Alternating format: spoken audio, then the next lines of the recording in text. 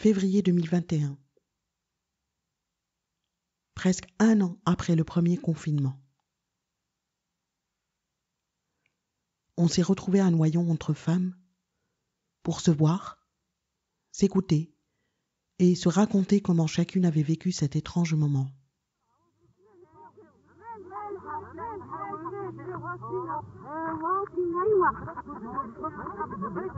Chacune a parlé, chacune a écouté. On a eu la gorge serrée et on a ri.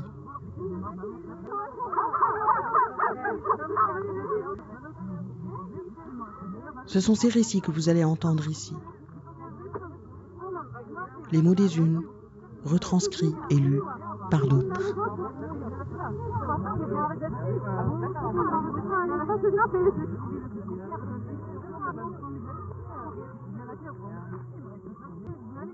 L'écho d'elle, le confinement à Noyon, 3e partie.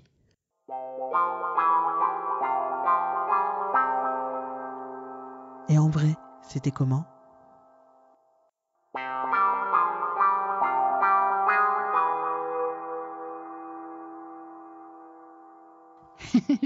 Je suis voisine avec ma sœur et on n'a pas percuté tout de suite qu'on était chacune dans notre maison.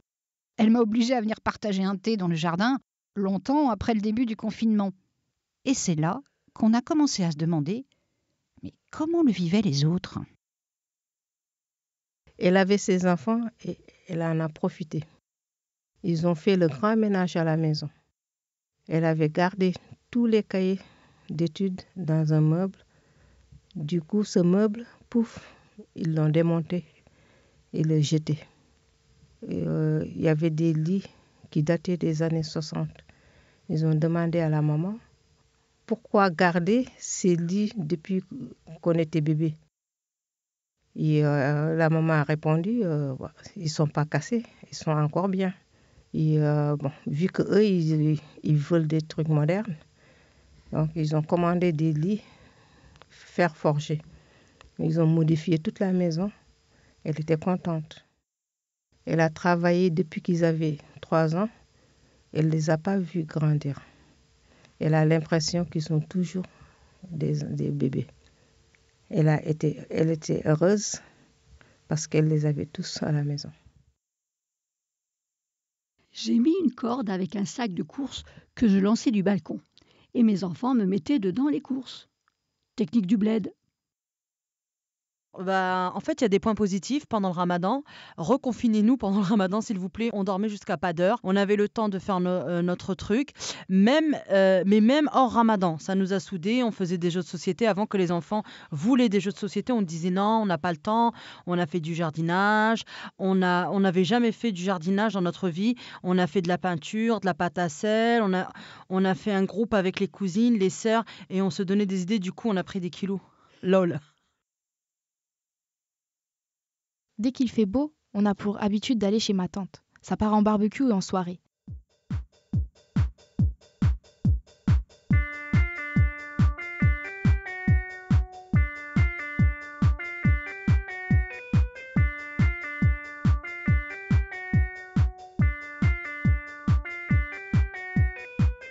Les hommes s'occupent du barbecue et on mange ensemble. On rentre à 3h du matin.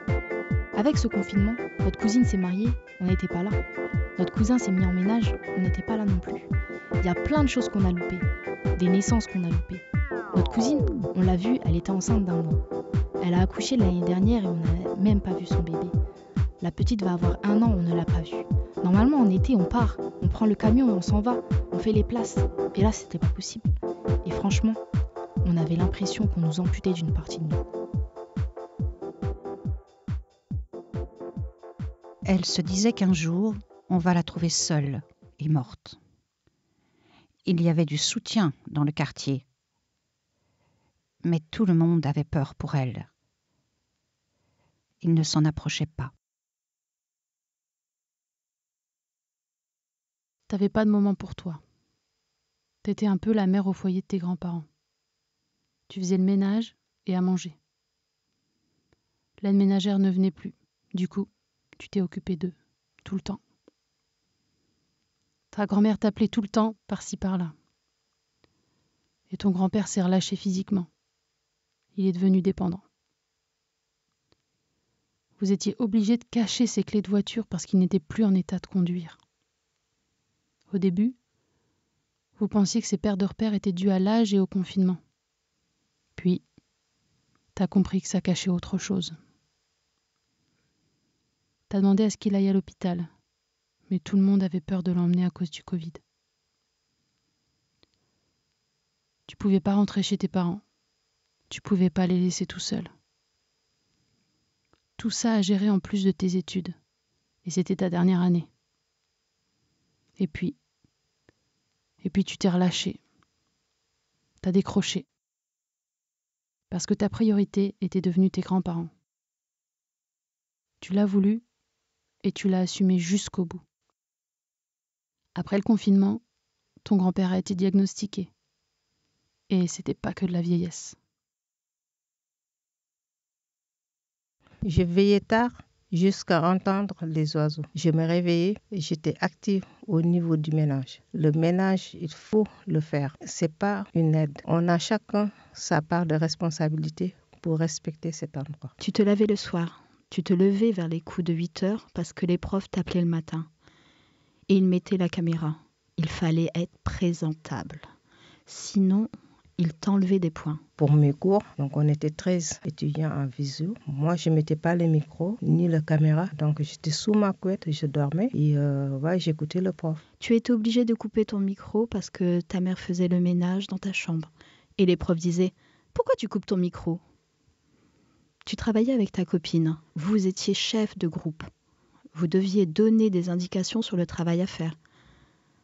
Tu faisais des grosses journées, de 8 heures du matin jusqu'à l'heure de manger, 22 heures. La fin des cours, j'entends le prof dire au revoir, mais je disais au revoir monsieur. Je m'occupais des réseaux sociaux, des discussions au téléphone et des séries.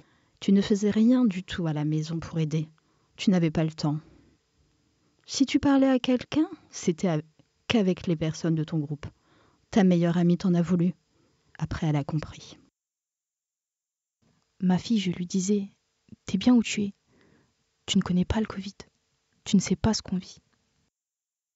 Elles étaient terrorisées de la mort parce qu'elles bossaient dans le milieu hospitalier. Elles ont vécu le confinement de la manière où elles entendaient les autres se plaindre. Ouais, on en a marre d'être à la maison. Sauf que elles sortaient de la maison pour travailler les larmes aux yeux.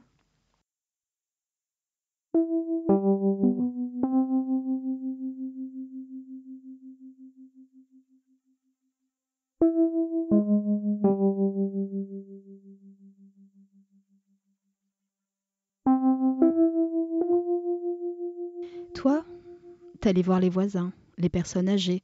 Tu faisais leurs courses dès le début. Après, les gens te demandaient de leur faire des photocopies. Tu t'es mise à faire des photocopies. Tu passais du temps avec ton mari à trier les photocopies, matière par matière, pour les gens, alors qu'ils ne sont même pas venus les chercher.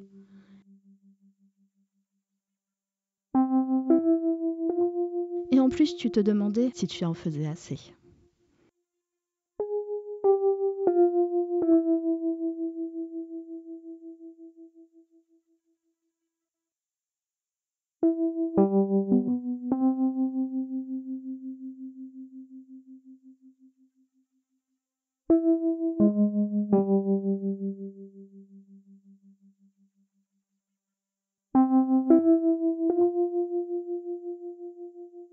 Dans la vie, on n'est pas tout à fait nous-mêmes.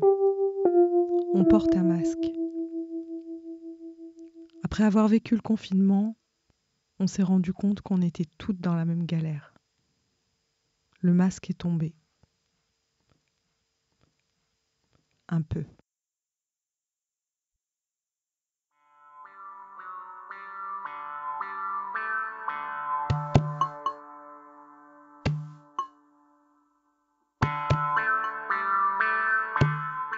C'était l'écho d'elle, le confinement à Noyon.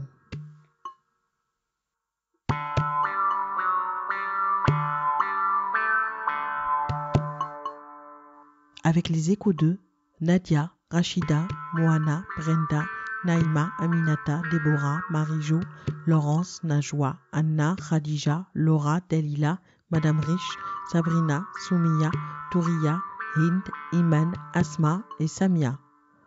Projet réalisé à l'initiative de l'association Graines de Vie, la Compagnie Par Hasard, l'association Femmes d'Aujourd'hui et le collectif Noyonnel. Merci à Yaka Movie et à CPA Sono pour leur soutien. Coordination Rachida Chaira, prise de son Géraldine Gacon, réalisation et création sonore Alam Slama.